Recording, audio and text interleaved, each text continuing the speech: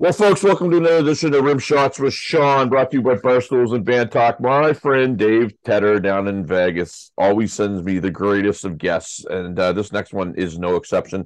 Mr. Pete Evick, all the way from Virginia, but you're going to recognize his name as we go on this. But right now, we're going to talk about a couple things, and one of them is his brand. Is it a brand new book, Pete? It came out last month, but yes, brand new. MTV Famous by Pete Levick. So I guess just before we go, you're a busy man. Just let my viewers know amongst writing, what else is it that you're up to? Well, for the last 20 years, I've been Bret Michaels' music director. So anything that Bret has done that doesn't involve Poison, whether it's the TV shows or the touring or the solo band or any of that stuff, I'm involved with all that. That keeps me super busy. I also own Shining Soul Candle Company, which is a all soy based, all natural soy wax candle company. I have a brand of bourbon Wow. that just came out, and this week I launched what's called the Virginia Sauce and Spice Company, which is it's like marinades and dry rubs and different things like that. And I written two books. Well, and so Dave sent me the a copy of it, and I haven't got all the way through it, but I'm to about the fourth chapter. I guess first off, what was the I guess the preface for wanting to put another book out? Well, so when I wrote the first book, I was overwhelmed by um, the reception of it, the reviews, it was received very well, but it was a lot of work for me, and I instantly thought, let's start on number two, but I just didn't have the energy to do that. And then I was doing a podcast with a guy named Steve Olivas from Nashville who writes books, and I was promoting some new music earlier in the year, and he read the first book and asked if I was interested in doing a second one with a co-writer, and I jumped on it, and me and him just jumped on it, and I love it. It's the thing with my first book was it wasn't really about the music industry. It was more supposed to be kind of an inspirational book.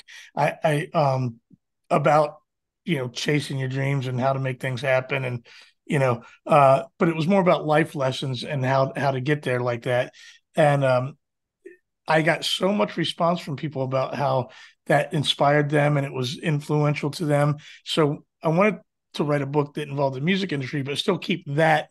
I wanted to tell my story, the rock and roll autobiography that everyone eventually writes. But I also wanted to find a way to keep it inspirational. So I really worked hard on trying to tell stories, but also have those stories be relatable to, you can do this too if you're trying to. You know what I mean? I do, and it's really funny because I'm reading the what do we call them, the accolades or the references at the beginning. Obviously, Brett, Ace Frehley, Dee Right. Snider, Eddie Trunk. What's it mean to you? And obviously, I would think that the guy that you work with so closely would be happy to do that. But what does that mean when you go to somebody for that type of, I guess, a reference and they offer up what they did? So, it looks like you're as big a Kiss fan as I am. Oh, dude, I did my part to put Sophie and Nick through university, I think. Yeah, no, it's so I'm there. Well, if you read the beginning of the book, there Kiss is the reason I am who I am. It's how it starts, and for most of us our age, I think that's how it is. And I've been friends with obviously Bret, but I've been friends with Dee and Ace and Eddie for all of them for at least 15 years. And Dee is a wonderful friend, and but he's an all business guy. I don't know if you know him. I don't know if you're a Twisted fan or not, but Absolutely. he there's no mincing words with him. There's no fucking around. And what do you want and what can I do for you? I mean, we're friends, but my point of that was, I remember I took a deep breath and I said, let me just ask him if he'll do this.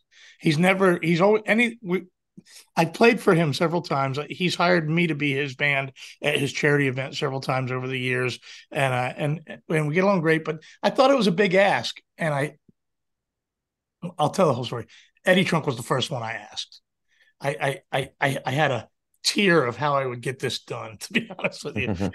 And Eddie and me get along so great. And Eddie talks about me a lot on the show. I'd seen him a lot recently. And so I thought, and he's written books of his own. And I just thought, I said, Eddie, I'm writing this book, and I just really appreciate a quote from you.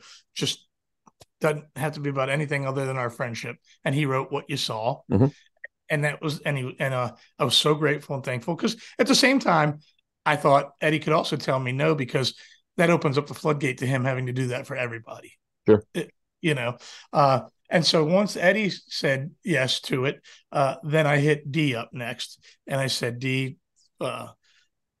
Eddie did this, and I talk about you being the first band I ever saw, and talk about playing with you in the book, and all that stuff. Would you write a quote? And I didn't blink an eye, and he wrote back 2 different versions of the quote, like he did it instantly. And I was so grateful, so thankful.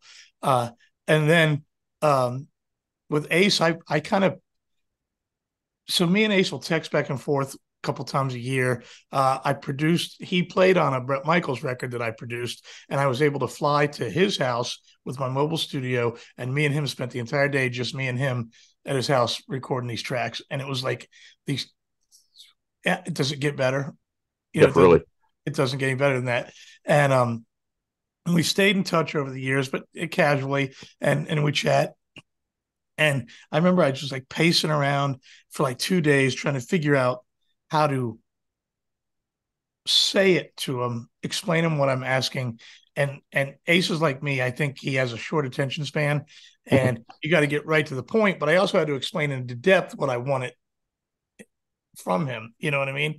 And I just took a shot, man. I just said, I can't hurt to ask. And I sent him the text, and he wrote right back and gave me that quote. And the quote's wonderful. And then, to be honest with you, Bret was the last one, because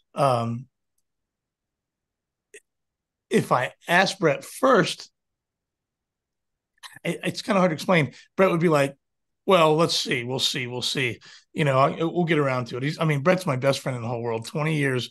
We've been around the world together. I would die for the guy, but he has bigger fish to fry a lot of times. It's a lot of work to be Bret Michaels, man. And so my plan was he wouldn't say no to me if I already had DNAs. Well, there you go. Right, you're a smart businessman too, there, Pete. Yeah. So I had a plan with the whole way I did it. They were all grateful, and they all have a copy of the book. And I think the biggest reward so far was getting D texting me about that he'd started reading it and liked it and stuff like that. And but those guys are superstars and heroes of my childhood. Twisted Sister was the first concert I ever saw in my life, and Ace Frehley, Kiss is the reason I do everything I do. And I was a gigantic Poison fan. As you read finish the book, you'll find that out. That movie Rockstar is basically about me. That's how big of a Poison fan I was, Honestly, God, I can't believe Tedder and I didn't hook you and I up sooner, because as I'm reading some of your stuff, like Rockstar, you mentioned that, yes. Yes, you mentioned that. I got in a debate with somebody one time about what was a better album, Love Gun or Rock and Roll Over. And you mentioned Love Gun was your one. What I want to mention, though, or ask you, you mentioned Eddie Trunk. So obviously Eddie's on there sometimes, and he's got his opinions about, the backing tracks thing. He seemed to really ignite this new sort of every second thing on stuff is backing tracks, and we know where it's going. But every post he makes now right says live music. Like even the YouTube post. Are you watching it? It was amazing. But he keeps saying all live, he's carrying that flag. But go ahead. What is your question about it? Well, obviously, a lot of it was kind of geared at what's going on with the End of the Road tour. So you being a big Kiss fan, has there ever been any, we'll call it raucous discussions with Eddie about some of that? No. I'm very firm on how I feel about the Kiss thing too. Yep. And I think that my opinion is actually different than most Kiss fans. I get it. I get that at any given time, it could be 4 completely different guys, but that show is what people want to see. I'm completely unoffended by Tommy Thayer playing Ace Frehley. It doesn't bother me at all. It bothers me when he sings Shock Me.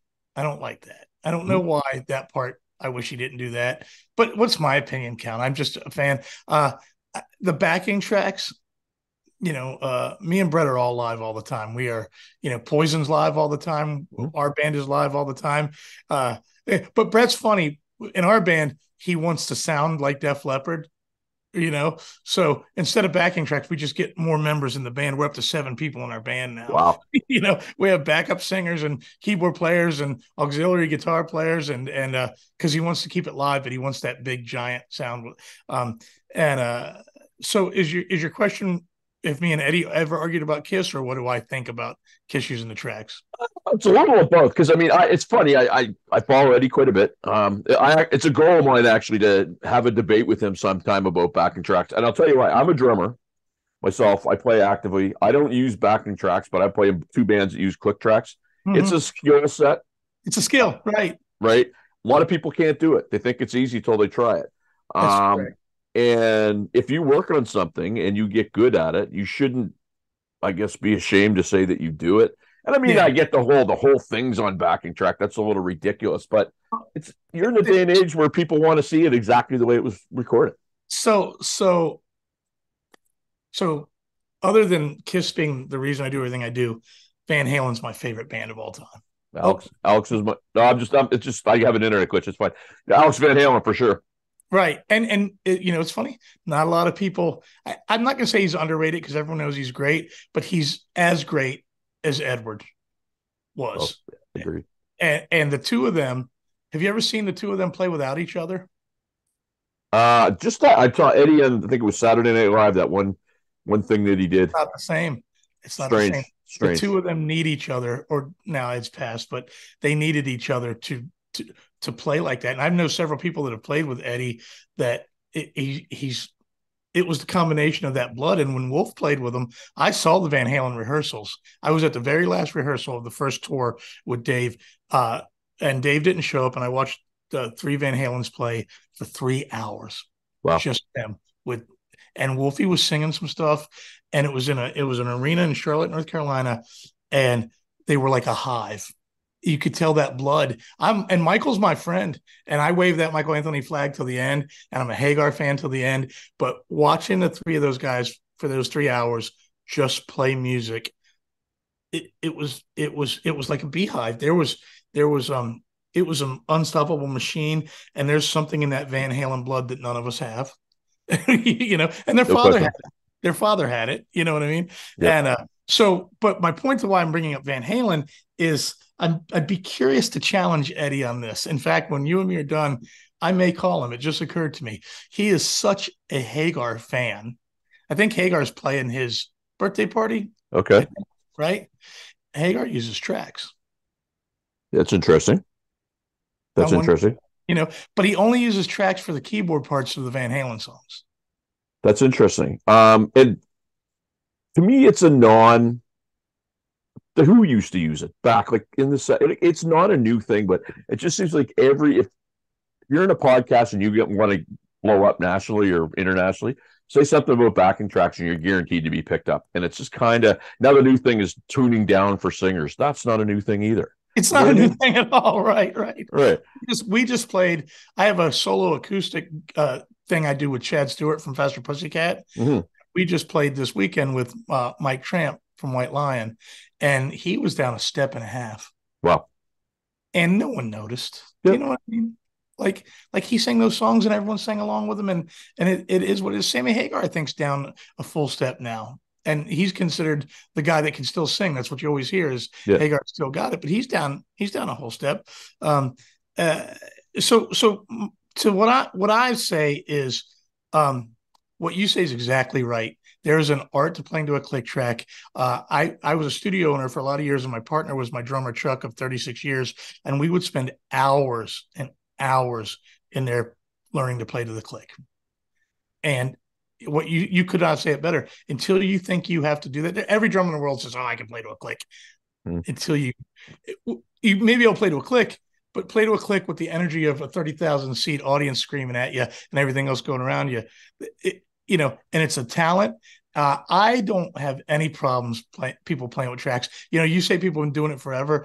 Again, Van Halen, when that first 5150 tour, Ed played the keyboards, and then after that, they sequenced all the keyboards for all those years. So that's playing the tracks, right? Right. Right. Yep. The Warrant guys, they're brothers to me, man. They're some of my best friends in the world. Those guys used to play the tracks back in the day. Mm-hmm. There was an era where Poison did some sampling and playing the tracks.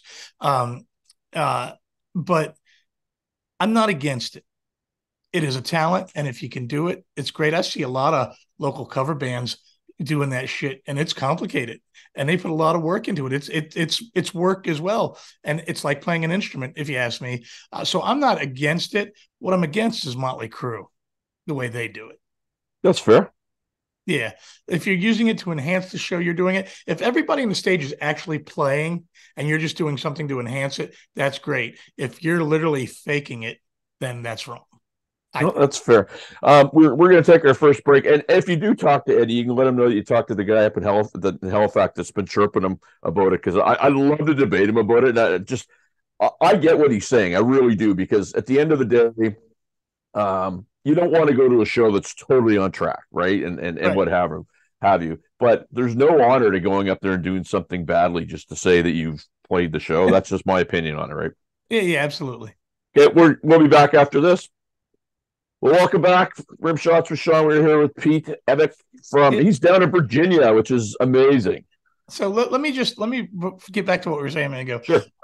I believe, like you said, I believe in what Eddie says, and he believes in it. And I support anyone that wholeheartedly believes in anything. Anyone that's carrying a flag for a purpose.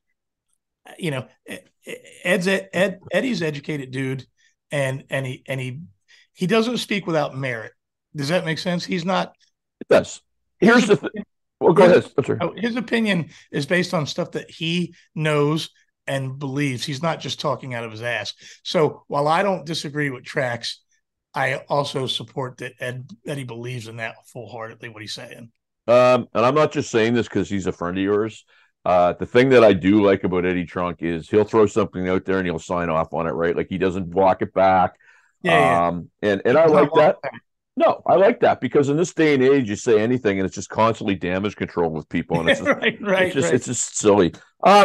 So you mentioned Ace Frehley, and I've struck up a bit of a relationship with Matt Star over the last while, and Matt says he talks about playing in bands and just hating what he's doing and then getting to the next level. And you sort of said a similar thing in there, in that you reached out to some of those people to follow. Well, I think it was a conversation you're having with Bret. How is it that the guys that are the pros get to the next level versus the guys that don't? And just elaborate on that a little bit. I think everyone might have a different opinion about that. We just put in a new guitar player in our band who's an old friend of mine. I've known him for probably 30 years, and he's a stellar guitar player. He looks great. He has all the things that you might think it would take. And he came to me in January, and he's 60, or he's 58 years old now. And he basically said, Pete, what is it that you did that I haven't done? Why did you get this gig that's lasted you 23 years and put you on the cover of Guitar World? And here I am. He wasn't dissing me. He's a sweet guy, but he's real honest and blunt. And I said, well, let me ask you something. What's important to you? I said, did you develop relationships? Did you concern yourself with the audience, or are you that guy that wants all the other musicians to tell you how good you are? And he goes, well, yeah, that's it. He goes, I want to be respected by other musicians, is basically his answer, not his own words. And I said, that's the problem. Those guys aren't buying tickets to the concert. They're not every musician stands in the back like this judging you,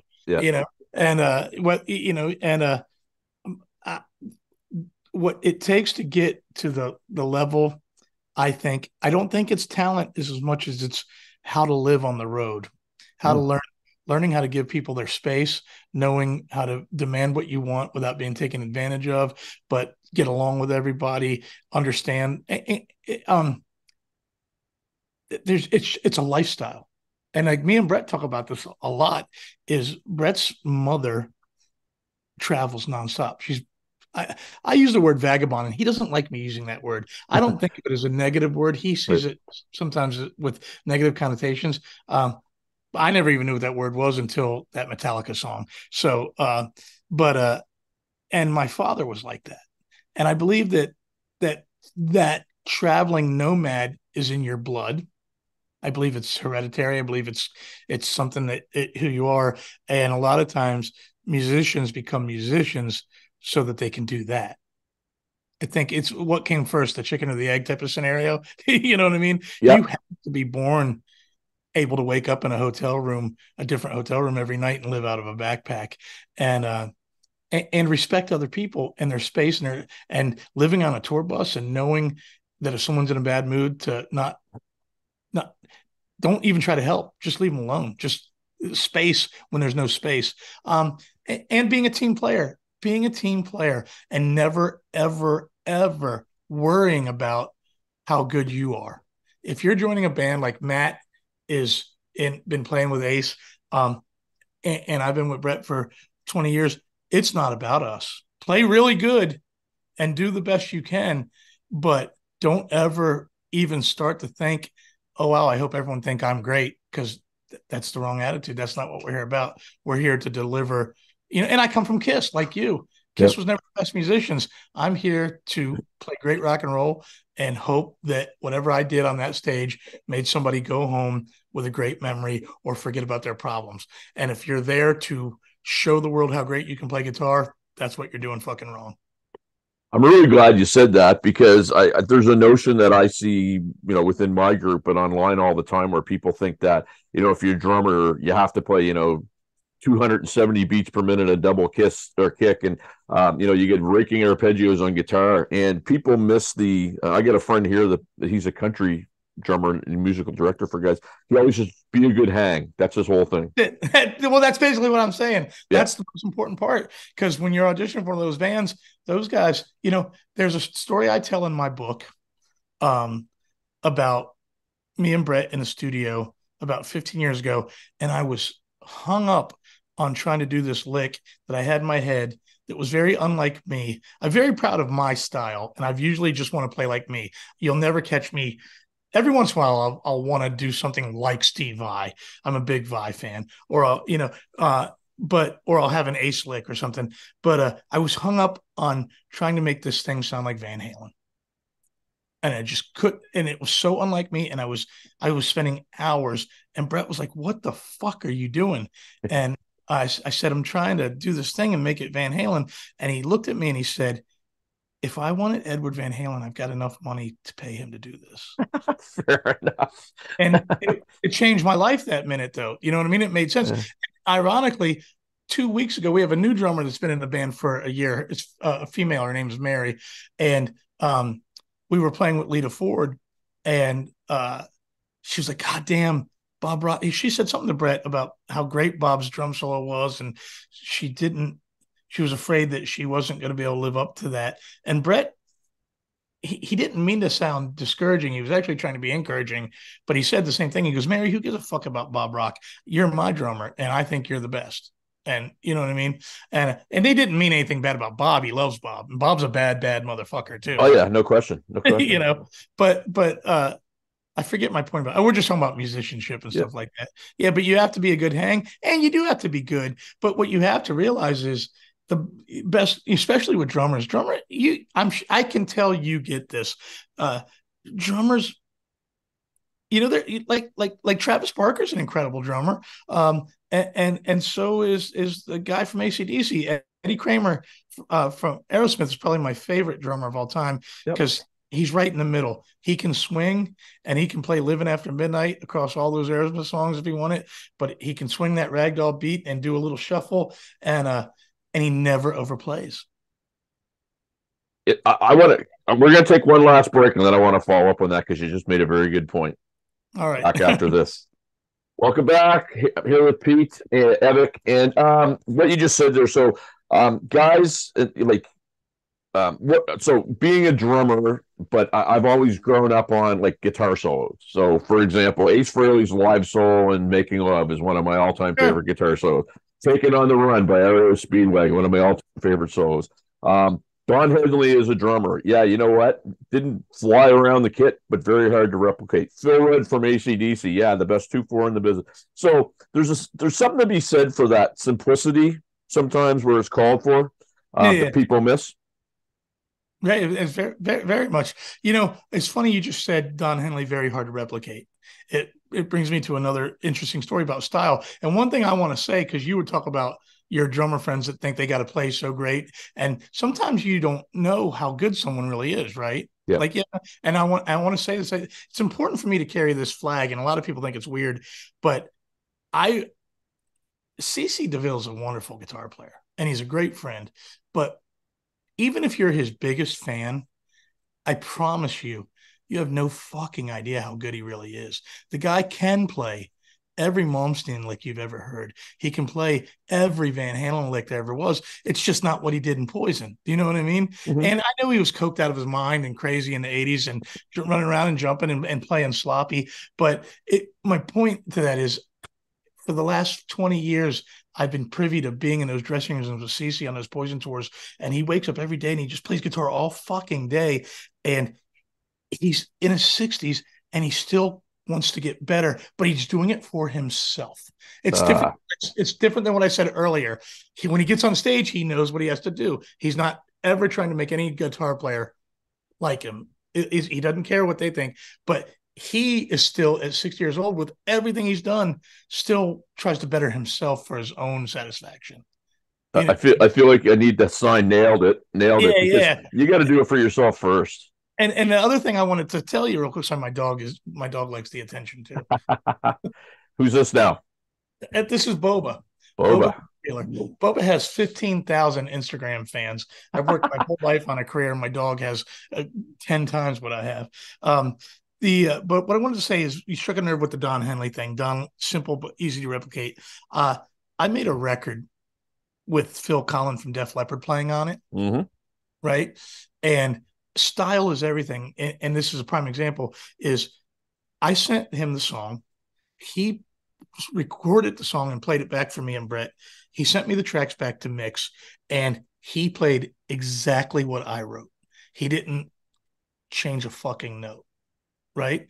Played it. If you listen to my track and his track, you can't. He played exactly what I played. And then when I pull my tracks out of the mix, it's a Def Leppard song.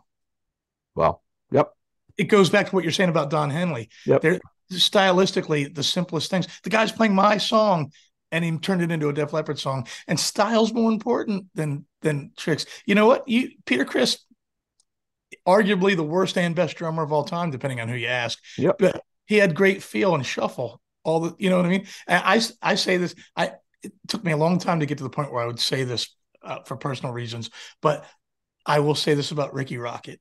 He is notoriously considered not a great drummer, I disagree. but the shuffle, like in Mama Don't Dance, Mm-hmm. his hi-hat work in that time when that came out, if that would have been Tommy Lee or anyone else, they would have just been rock songs like everyone else is on the radio. Yep. That swing that he has, because he comes from that jazz influence that he pulled from like Ginger Baker and all those guys. Yep. He has a thing on the hi-hat that whether he's Neil Peart or not, he's doing something that no one else can do. And it's just a style thing. It's just a little, you get where I'm going. I do. It's the stuff between the notes that a lot of guys miss. Yeah, and space. Um, and I'm glad you and I are having this chat because I mean, one of the things is as you were talking about what Bret was saying to some of the people.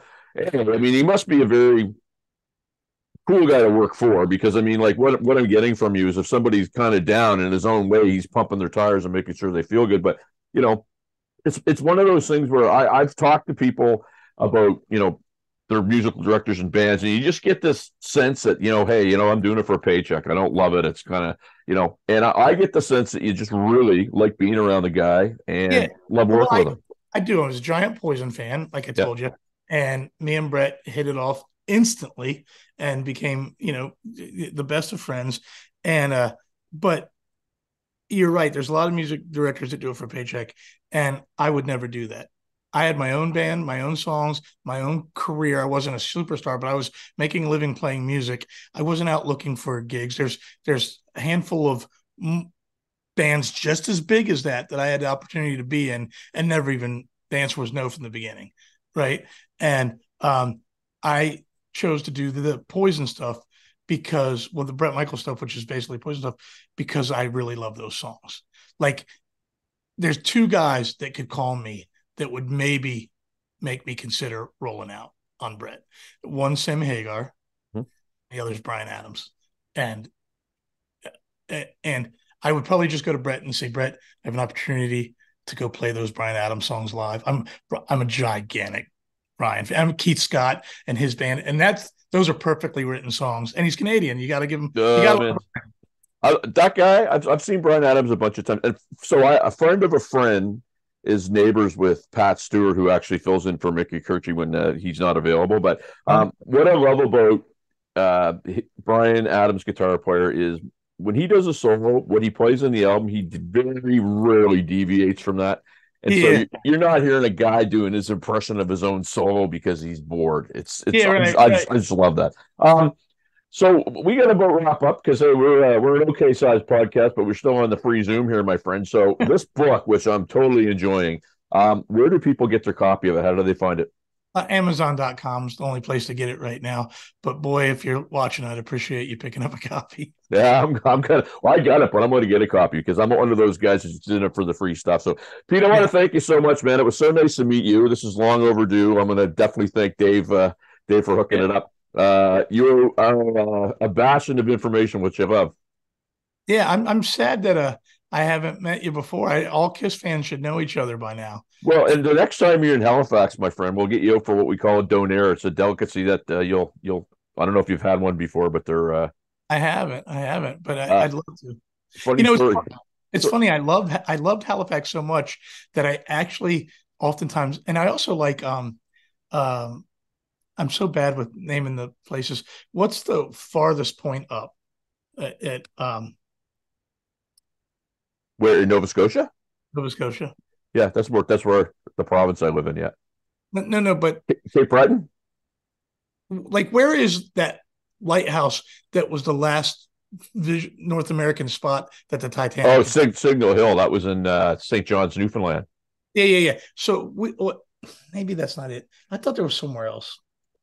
I tell you what, when we're off this, you let me know how I get a hold of you, and I get a friend that does a lot of cool photography, and I'll send you some stuff that you can have for your collection. That'd be great. But my point was, I keep looking for a reason to just go to Halifax. So maybe I should just fly up and we can hang out and talk Kiss all day long. Yeah, we can do that, and that'd be great. And funny story before you go. So we interviewed Todd Zuckerman from Styx. He did a drum clinic up here a number of years ago. We have a place in Halifax called Pizza Corner. So it's four pizza shops on one corner. And he mentioned the donair and how much that fun he had. And that was 12 years ago, and he still remembered it. So it's pretty cool. Oh, right on, man. Very nice to meet you, sir. Yes, sir. Thank you very much.